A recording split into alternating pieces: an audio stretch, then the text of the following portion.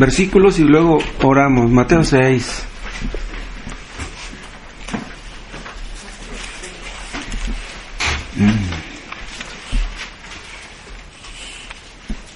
Mateo 6:5. Y cuando ores, no seas como los hipócritas, porque ellos aman el orar en pie en las sinagogas y en las esquinas de las calles, para ser vistos de los hombres. De cierto os digo que ya tienen su recompensa. Mas tú cuando ores, entra en tu aposento, y cerrada la puerta, ora a tu Padre que está en secreto, y tu Padre que ve en lo secreto te recompensará en público. Y orando no uséis vanas repeticiones como los gentiles, que piensan que por su palabrería serán oídos. No os hagáis pues semejantes a ellos, porque vuestro Padre sabe de qué cosas tenéis necesidad antes que vosotros le pidáis. Noten ustedes que aquí Cristo no nos da la orden de orar. Nada más dice en el 5, y cuando ores. Y en el 6 lo dice de nuevo. En el 7 dice, y orando. Pero aquí no da la orden de orar. Pero hay otros versículos donde sí Dios nos da esa orden. Pero cuando queremos cumplir, cuando queremos obedecer, siempre hay obstáculos. La carne se niega, el diablo. Pero Cristo está presuponiendo que todos los cristianos oraremos. Pero no vayan ustedes a pensar que todos los que oran son cristianos. Porque aquí está diciendo, y cuando oréis no hagáis lo que los hipócritas. Quiere decir que existe el riesgo, existe el peligro de que oremos como los hipócritas. Los hipócritas, dice Cristo, oran para ser vistos. Quieren quedar bien con la gente, o quieren quedar bien con ellos mismos, quieren sentirse bien porque oran. Dice, ustedes no vayan a hacer eso. O sea que hay un riesgo, hay un peligro. Nuestro corazón es engañoso. No solamente es engañoso el corazón de los inconversos, también el de los creyentes. Entonces Cristo no era tan ingenuo como para pensar que todos los que oran son cristianos. Hay personas que creen que oran, pero no oran. Para poder orar realmente, para poder orar correctamente, se necesita cumplir ciertos requisitos. Y si no se cumplen esos requisitos, la oración será muy deficiente o no será oración. Hay personas que le conceden mucho valor a la oración. Por ejemplo, hay algunos que tienen muchos problemas y van con un cristiano y le dicen, ¿qué crees? Fíjate que mira, tengo este problema con mi esposo, con mis hijos, etcétera, problemas económicos. Y hay creyentes o personas que dicen serlo, que recomiendan a todos esos que tienen problemas, dicen, pues ponte a orar. O sea, son personas que piensan que la oración soluciona a todos los problemas, y eso es falso. Hay casos en que no tenemos que orar, hay casos en que tenemos que actuar, pero necesitamos discernimiento. ¿Cuándo es? Cuando tenemos que actuar. Le atribuyen mucho poder a la oración. ¿Pero qué es realmente la oración? Nosotros creemos que Dios es todopoderoso, pero el hecho de que lo sea no significa que nos va a dar todo lo que le pidamos. Sabemos que no es así. Pero muchos piensan que si desean ciertas cosas, Dios las puso en su corazón. Entonces dice, bueno, si yo quiero eso, es que Dios lo puso en mi corazón, entonces lo voy a pedir, que de seguro me lo va a dar. Pero esas personas se engañan. Dice Santiago que muchos piden y no reciben. ¿Por qué? Porque piden mal. Entonces, las personas que piden y no reciben, el problema no está en Dios. El problema no es que Dios no sea todopoderoso, el problema está en ellos. Vimos una definición hace 8 días de lo que es la oración. Y vimos que dice así: la oración es el ofrecimiento de nuestros deseos a Dios por todo aquello que es conforme a su voluntad. O sea que si pedimos algo que no es conforme a su voluntad, en realidad no estamos orando. Dice, en el nombre de Cristo. O sea que si no pedimos en el nombre de Cristo no vamos a recibir. Y con la ayuda de su Espíritu. El Espíritu Santo hace que nuestra oración sea eficaz. Si el Espíritu Santo no nos ayuda, nuestra oración no llega hasta arriba. Y luego dice, confesando nuestros pecados. Para que los confesemos debemos reconocerlos. Pero si andamos en pecado y no lo reconocemos, entonces la oración ya no es oración. Y reconociendo con gratitud sus beneficios. Así dice el Catecismo de Westminster. Entonces, después de orar tenemos que dar gracias. Y darle gracias por lo que ya hemos recibido antes. O sea, una persona que nomás está quejando, una persona que está inconforme, que está insatisfecha, en realidad no puede orar como se debe. Si ustedes terminan de orar y sienten como que Dios no escuchó su oración, lo más probable es que no la escuchó. No estoy diciendo que el hecho de que la escuche tiene que ver mucho con nuestros sentimientos, porque no es así. Es posible que sintamos que Dios no escuchó nuestra oración y sí la escuchó. Nuestro corazón puede engañarnos. Pero esta definición de la Confesión de Westminster enfatiza la adoración. La oración es una forma de adoración. O sea, nos sujetamos a lo que Dios diga, lo que Dios quiera. No le exigimos a Dios nada. En la oración nos sometemos a Dios. No queremos que Dios se someta a nosotros. No es posible. Él es el soberano, no nosotros. Entonces en la oración nos sometemos a Él. Y en ese sentido es un acto de adoración. Ahora, dice aquí que ofrecemos nuestros deseos a Dios.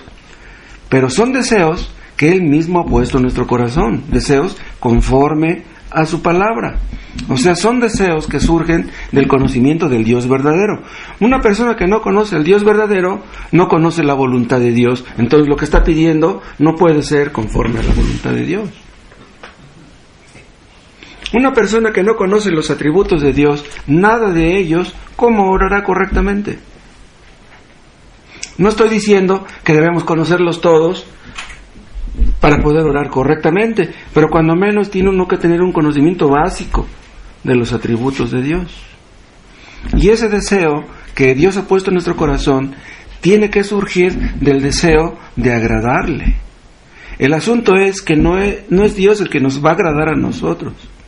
Nosotros queremos agradarle a Él, queremos hacer su voluntad, porque si no queremos hacer su voluntad, ¿cómo le vamos a agradar?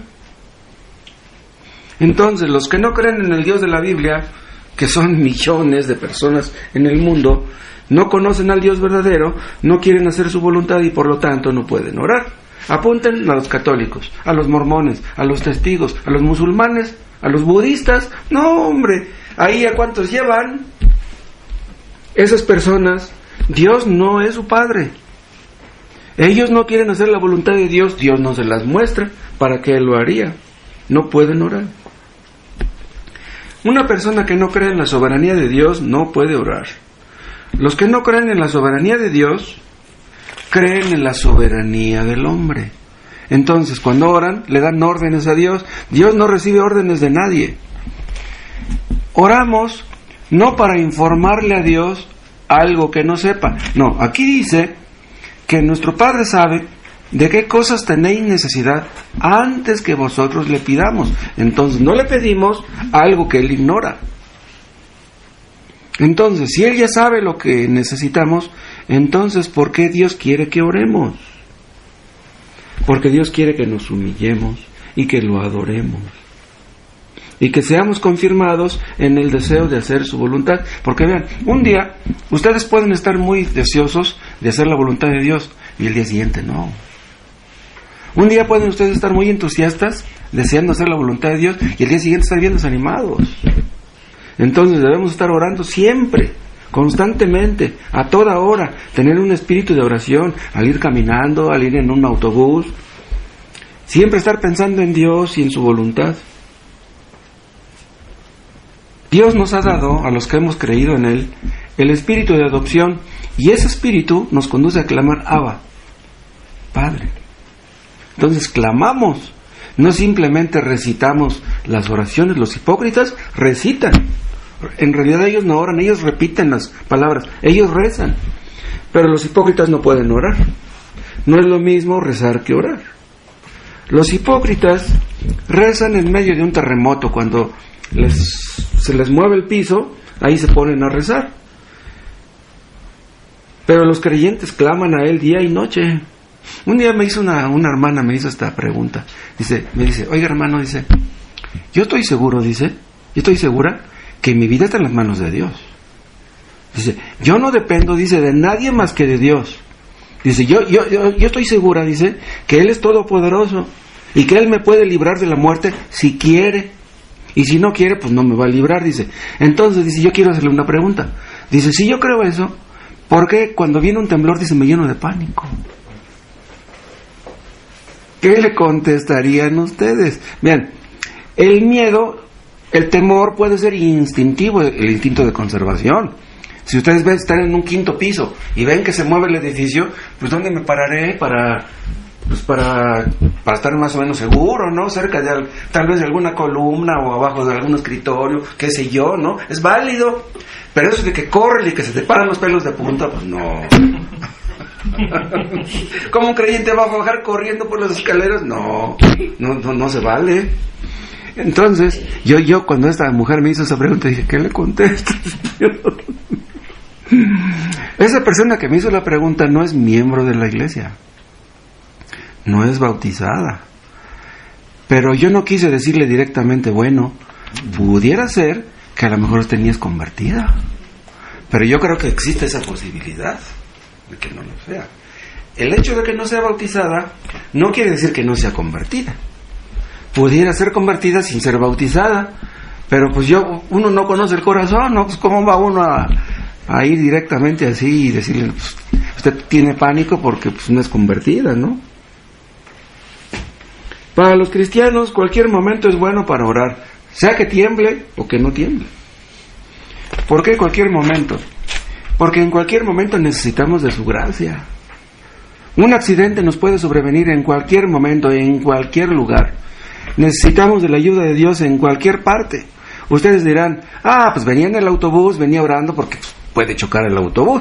Pero pues ya me bajé del autobús y aquí abajo estoy seguro. No, abajo te plancha un carro, y aunque estés abajo del autobús, ¿no?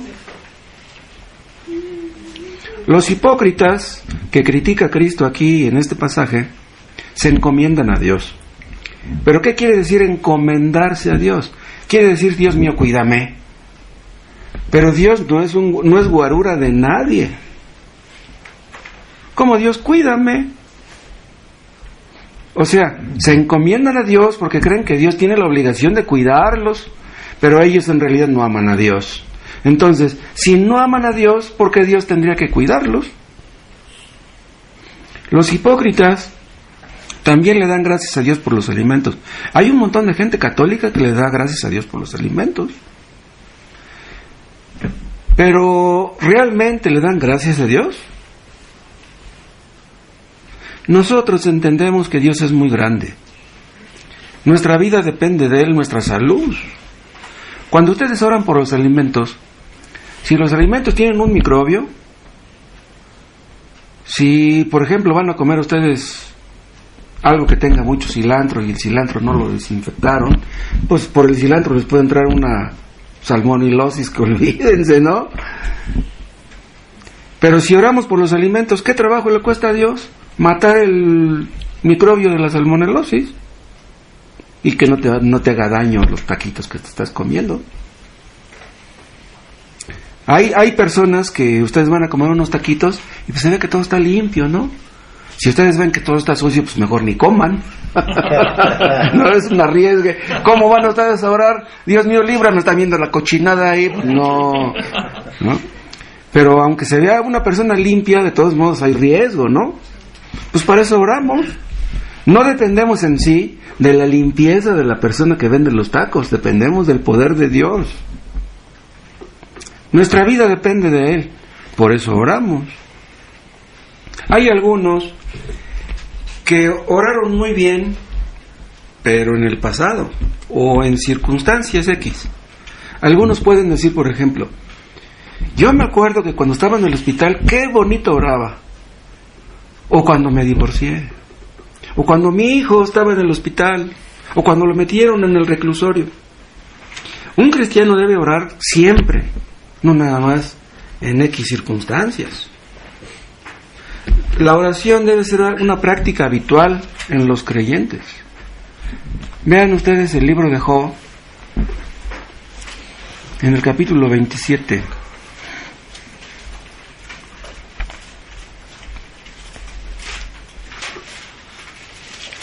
¿Ya lo tienes ahí? Sí, 27, 8 al 10. ¿Cuál? 27, Job 27, desde el 8 hasta el 10. Porque ¿cuál es la esperanza del impío, por mucho que hubiere robado, cuando Dios le quitara la vida? ¿Oirá Dios su clamor cuando la tribulación viniere sobre él? ¿Se deleitará en el Omnipotente? ¿Invocará a Dios en todo tiempo? ¿Cuál es la respuesta? Que no. Los hipócritas buscan a Dios cuando tienen problemas, pero no invocan a Dios en todo tiempo. Y los creyentes invocan a Dios en todo tiempo, porque en todo tiempo dependen de Él. Y los hipócritas piensan que dependen de Dios nomás cuando tienen problemas. Los creyentes sentimos la necesidad de estar a solas con Dios. Oramos en cualquier parte es buena para orar, pero no en cualquier parte podemos derramar nuestra alma. Cuando derramamos nuestra alma delante de Dios, pues en ocasiones nos dan ganas de llorar. Y pues ¿cómo vamos a ir en el autobús orando y llorando? Pues no, como que no está bien, ¿no? Entonces necesitamos apartarnos en la soledad. Ahora, si entendemos que nuestros hijos están en peligro, nuestros seres queridos, entonces tenemos que clamar. Una oración superficial no basta. Debemos clamar por nuestros hijos. Debemos orar por los hermanos, debemos interceder por ellos. Y no podemos hacer eso con tibieza. Si hay un hermano que ustedes saben que está en graves problemas, pues debemos orar de una manera muy especial por ese hermano. Debemos desear la salvación de las personas que nos rodean. Y si no hacemos esto, entonces no somos cristianos. Es así de sencillo. Vean el Salmo 14.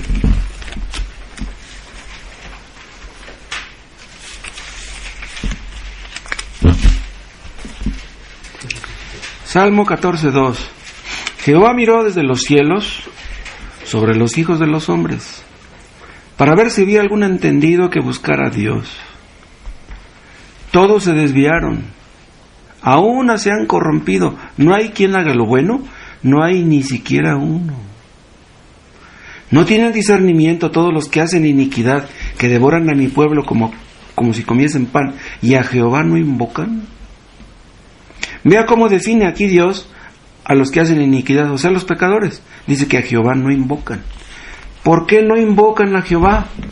¿Saben ustedes por qué? ¿Saben ustedes por qué los ateos no invocan a Jehová? ¿Saben por qué no oran? Porque no quieren obedecerle. El hombre que quiere ser libre, el hombre que quiere ser independiente, ¿para qué ora? Es un compromiso. Imagínense un hombre que ama el pecado en el fondo.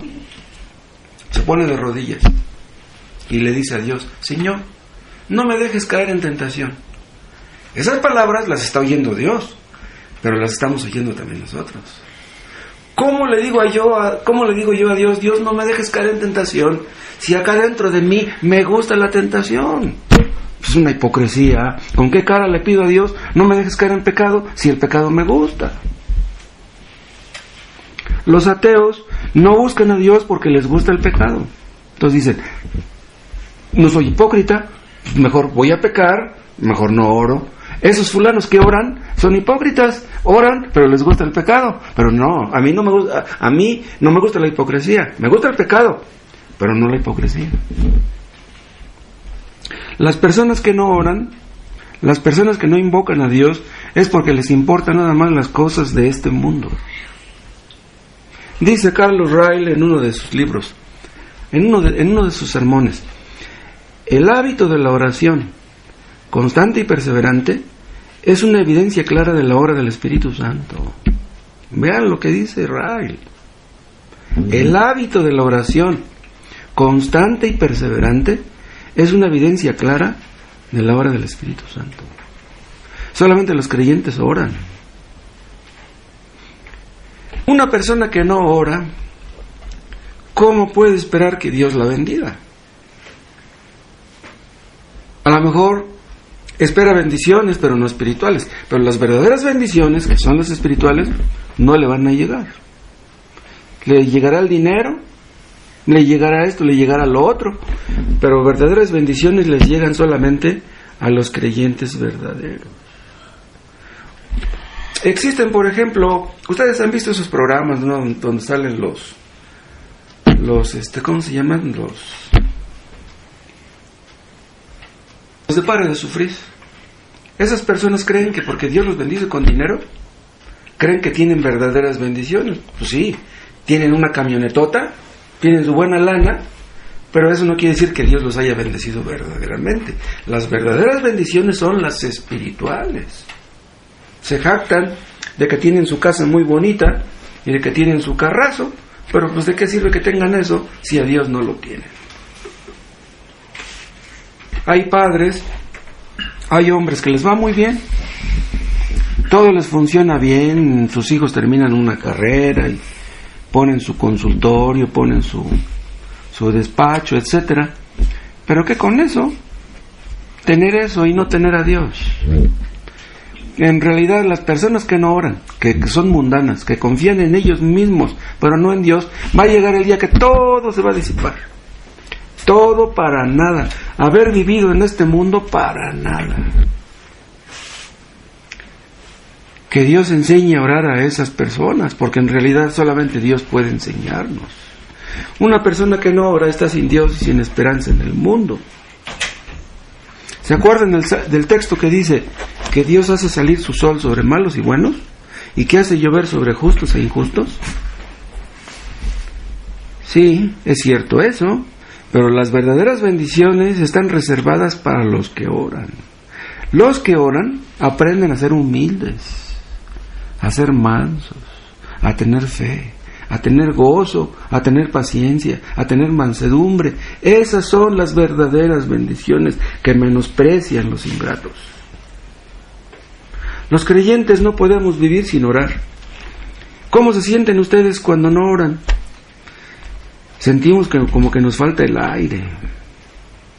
Una persona que no ora y no se siente mal por no haber orado, es que esa persona no fue convertida nunca. En serio.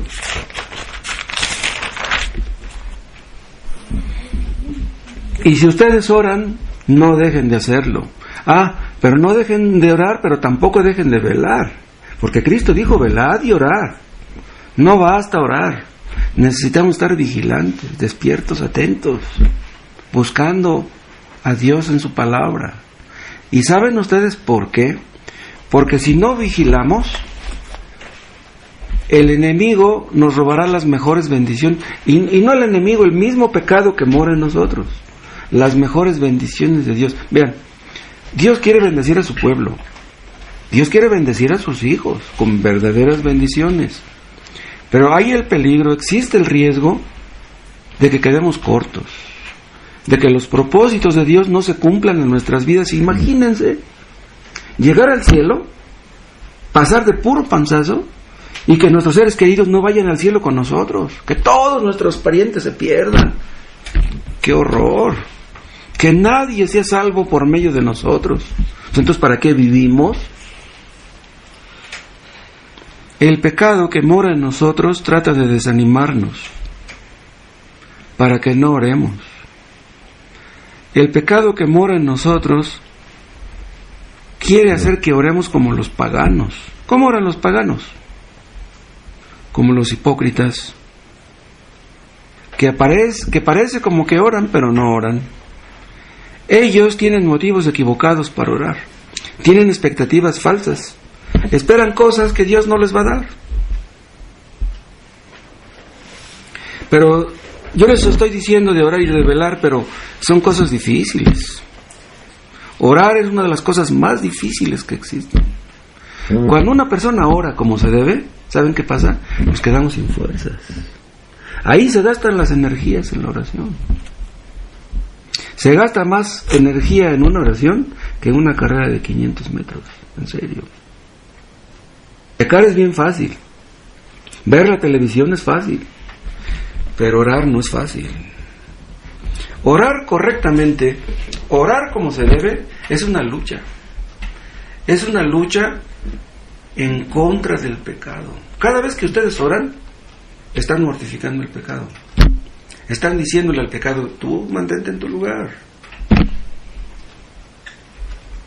Podemos caer en el error de orar incorrectamente, como los hipócritas.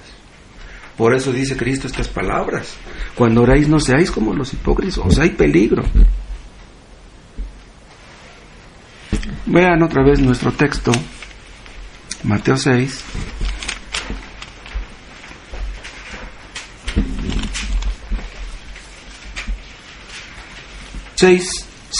Mas tú cuando ores, entra en tu aposento y cerrada la puerta, ora a tu Padre que está en secreto, y tu Padre que ve en lo secreto te recompensará en público. Ven, aquí está hablando Cristo de la oración privada. ¿Cómo debemos hacerle? Encerrarnos a orar.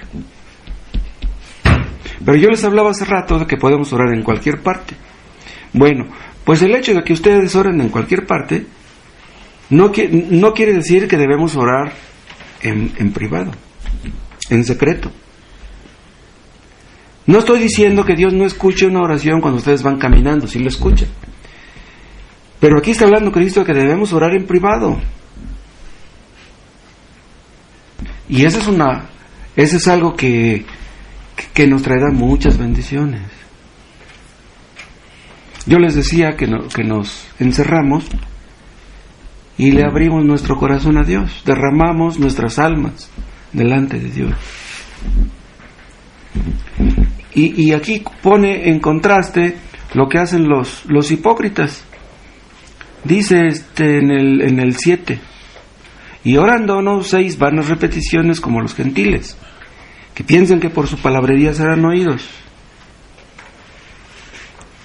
Pero el 5 dice: cuando ores, no seas como los hipócritas. Dice, porque ellos aman el orar en pie en las sinagogas. Vean, no dice que aman el orar. No, aman el orar en pie, ese es el asunto. En las sinagogas. O sea, ellos no amaban el orar. Amaban el orar en pie en las sinagogas, porque les gustaba que la gente los escuchara. Y luego dice, y en las esquinas de las calles. Quiere decir que los fariseos, vean, cuando se dirigían a la sinagoga, ¿a qué iban? Iban a orar. Bueno, pues supuestamente tenían tantas ganas de orar que se detenían en una esquina y se ponían a orar.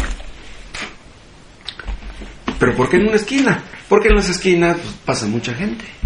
Entonces lo que ellos querían era que me vea Dios cuando oro, pero también la gente. Mato 2 pájaros de un tiro, quedo bien con Dios y la gente me tiene por muy santo. Entonces buscaban no la gloria de Dios realmente, sino la propia y la de los hombres. En una ocasión yo estuve en una iglesia pentecostés hace muchos años, ahí por la Merced, por el mercado de la Merced. Y yo recuerdo que en un momento dado dijo el pastor: hermanos, nos vamos a poner a orar. Pero yo nunca había visto una oración como esa en ese lugar. Yo había orado en mi iglesia, pero nunca habíamos orado así. ¿Qué creen que hizo toda la gente? Se empezaron a dar de topes, a gritar. No, hombre, se dio una escandalera. Yo pienso que la gente a 2 cuadras oía los gritos. Esa no es una oración. Dios no está sordo. Ellos piensan que por estar gritando Dios los va a escuchar. Eso es absurdo. Son personas que quieren quedar bien con la gente, que quieren aparentar que están clamando a Dios. Si tú quieres clamar a Dios, enciérrate en tu recámara. Bien, ahorita, al ratito vamos a orar. La oración que hacemos aquí no es oración privada. Esto se llama oración pública. Pero no es lo mismo la oración privada que la oración pública. En la oración privada tú te encierras. En la oración privada alguien dirige la oración. Le decimos, el hermano fulano va a dirigir la oración. El hermano que dirige la oración no se dirige a nosotros, se dirige a Dios. Si yo voy a dirigir la oración, en un sentido yo me desconecto de ustedes, como si ustedes no estuvieran aquí, Padre. O sea, mi oración va dirigida a Él, no a ustedes. Vamos a suponer, por ejemplo, que yo voy a dirigir la oración y en mi oración oro por don Arnulfo. Entonces yo digo en mi oración: Señor, yo te ruego por el hermano Arnulfo, el que vive en San Francisco, en la calle fulana, en el número tal. Eso no es orar a Dios, eso es hablarle a la gente. Eso, yo le estoy diciendo a la gente, sí, que el hermano Francisco vive en la calle tal y en el lugar tal. O sea, no es necesario entrar en esos detalles. Cuando dirigimos la oración debemos dirigirnos a Dios. Hay iglesias pentecostales donde ora uno y ora otro y otro, todos oran y en realidad nadie ora. Esa no es una oración. Una oración, cuando es pública, cuando es pública como al rato, debe ser dirigida a Dios y te pedimos. Por ejemplo, si yo le digo a Dios: Señor, te pedimos por el hermano fulano, vean cómo estoy diciendo, te pedimos, porque yo estoy dirigiendo la oración. Pero si yo estoy en mi casa orando, yo no le digo: Señor, te pedimos, yo le digo: Señor, yo te pido. Es la oración privada.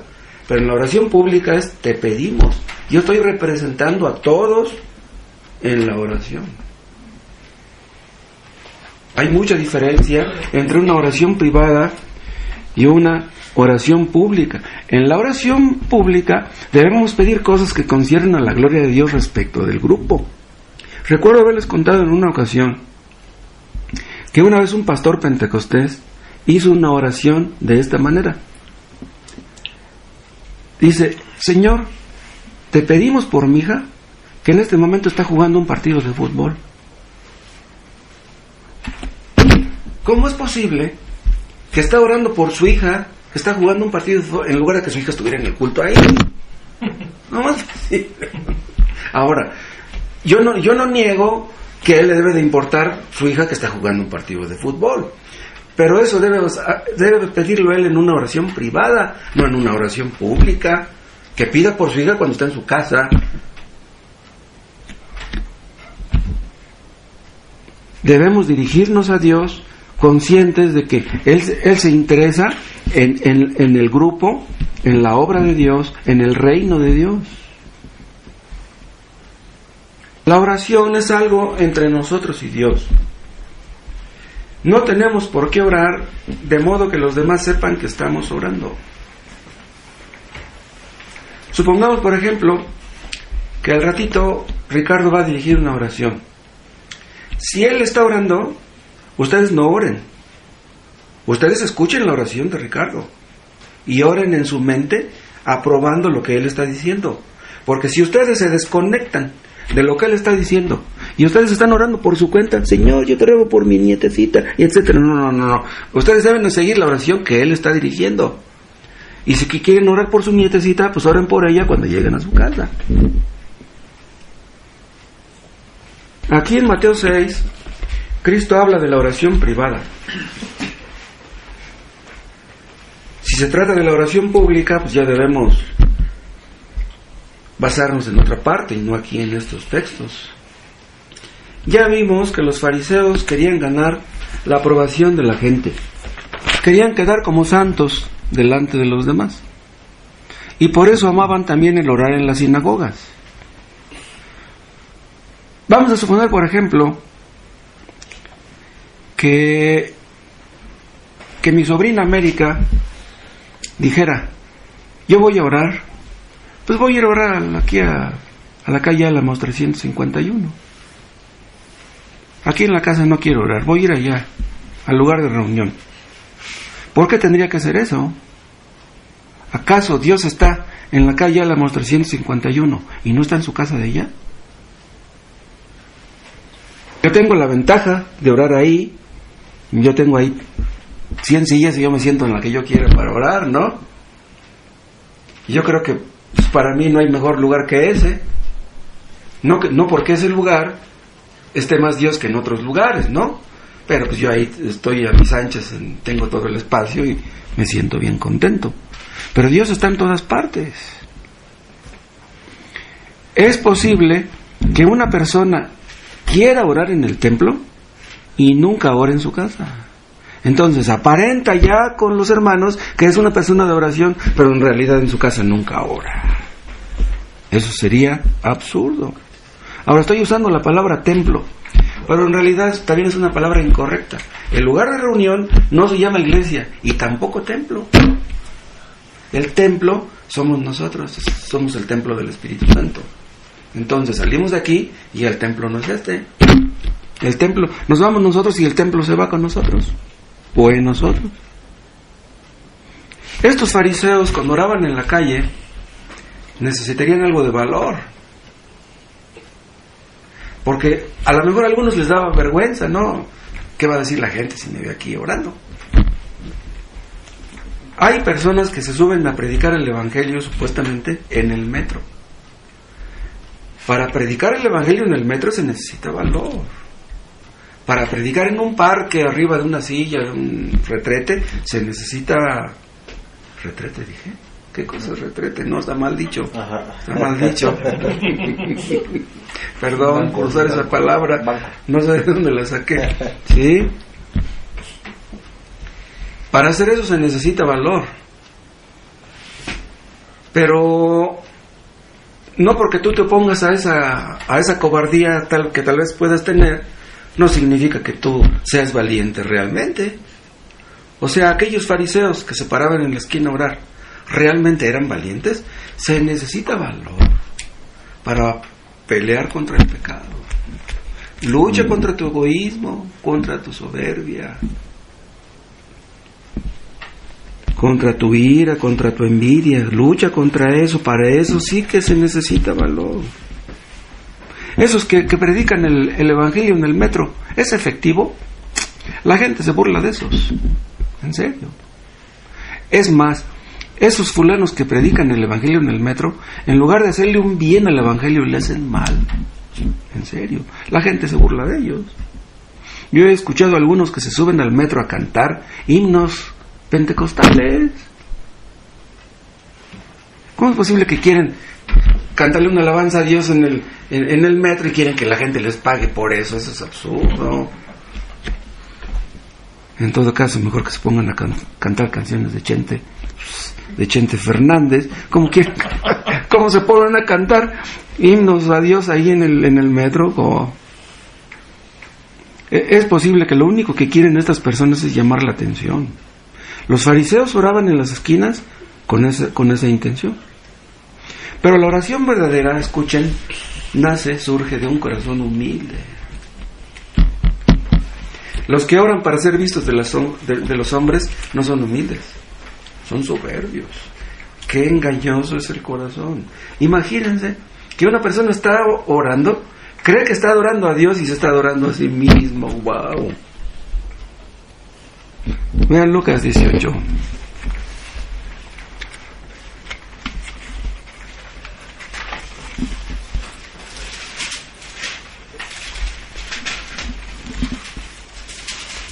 (18:9) A unos que confiaban en sí mismos como justos y menospreciaban a los otros, dijo también esta parábola. 2 hombres subieron al templo, ¿a qué? A orar. Uno era fariseo y el otro publicano.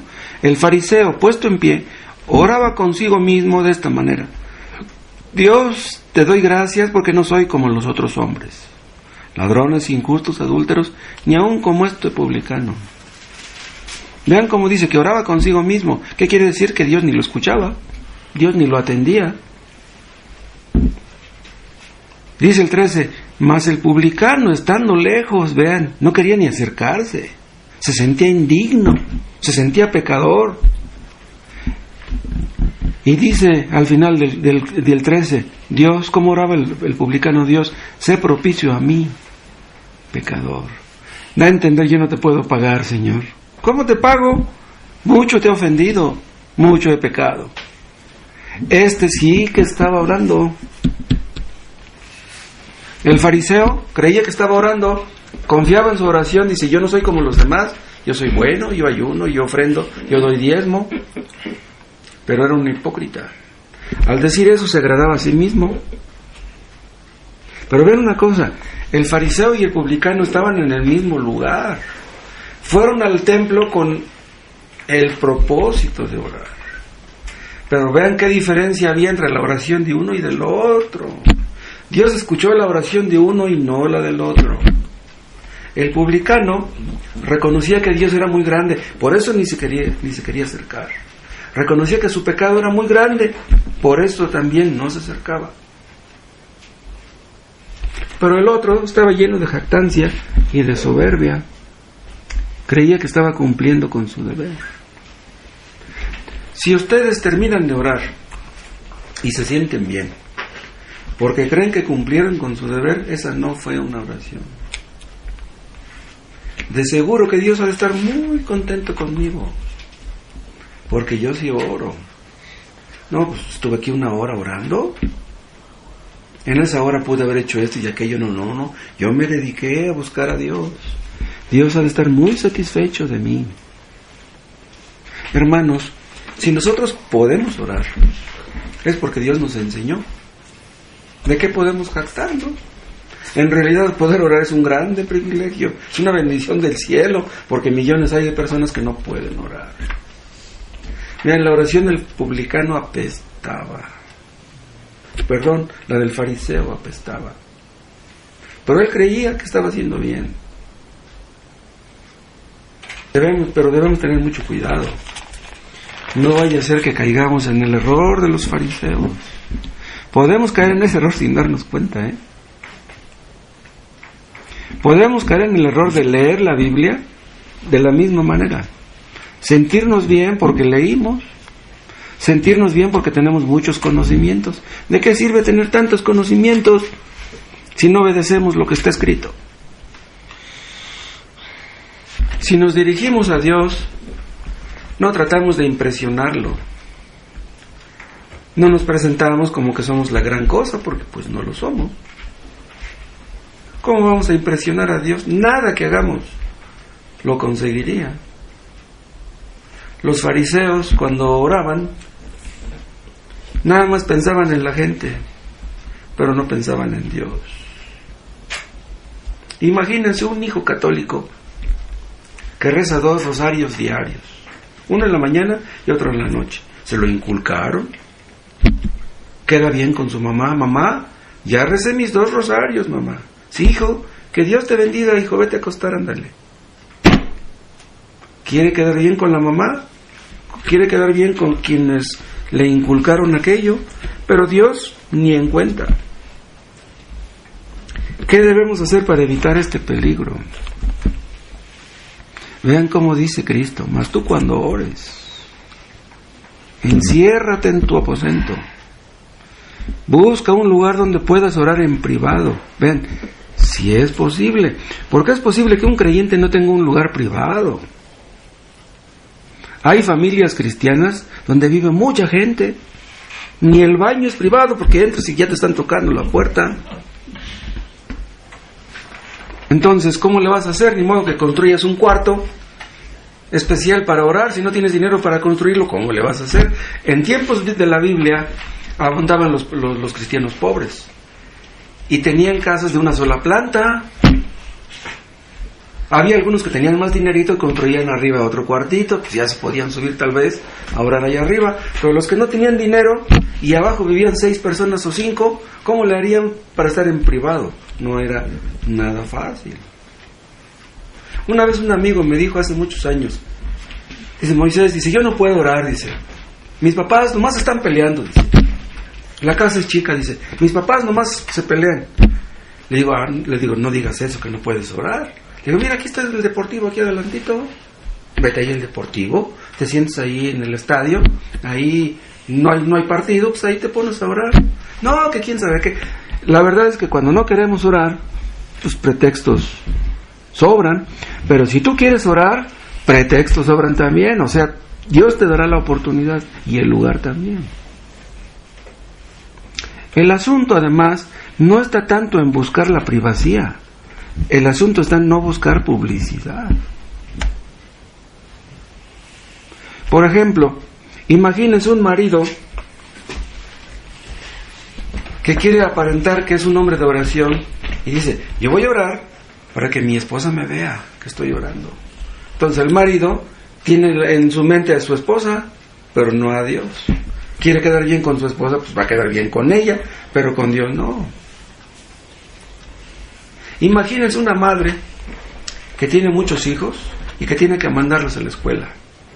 ¿A qué hora se va a levantar? Si los tiene que bañar o peinar o hacerles un almuerzo, ¿cómo le va a hacer? No es fácil. Imagínense un padre que tiene una casa chica, que tiene 3 hijos y que andan jugando. Pues ni modo que les diga, ¿saben qué, hijos? Yo les prohíbo que jueguen a tal hora, déjenme orar. Pudiera ser, ¿no? Pero en realidad un padre podría orar aún si sus hijos están jugando. El asunto es que estamos motivados. Dios nos escuchará. En el momento cuando nos ponemos a orar, podemos desconectarnos de todo lo que nos rodea. Ustedes han estado en el Metro Pantitlán o en el Metro Observatorio a las 7 de la mañana. ¿Han estado? Pues aún a esas horas en el metro ustedes pueden orar, rodeados de gente, cientos de personas. Podemos desconectarnos. La oración es entre Dios y nosotros. Si ustedes quieren orar, Dios les dará las palabras, los pensamientos. Una persona puede tener una casa bien espaciosa, muy grande, y aún así no orar en privado. No estar a solas con Dios. Lo importante es la motivación, la actitud. Hay personas que platicando, como que les gusta presumir de lo que hacen, como que no pueden ocultar que están presumiendo, que están leyendo tal libro, que están orando mucho, que están pidiendo tal cosa. Tal vez no sean esas sus intenciones, pero cuando a una persona le gusta mucho hablar de sí mismo, pues puede haber ahí gato encerrado, ¿no? ¿Qué tenemos que hablar tanto de nuestras actividades espirituales?